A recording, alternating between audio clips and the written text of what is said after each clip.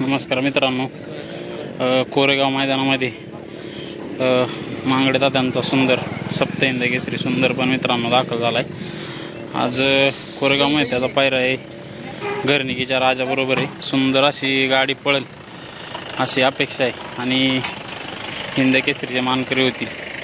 तर मित्रांनो सुंदर दाखल झाला आहे कोरेगाव मैदानामध्ये।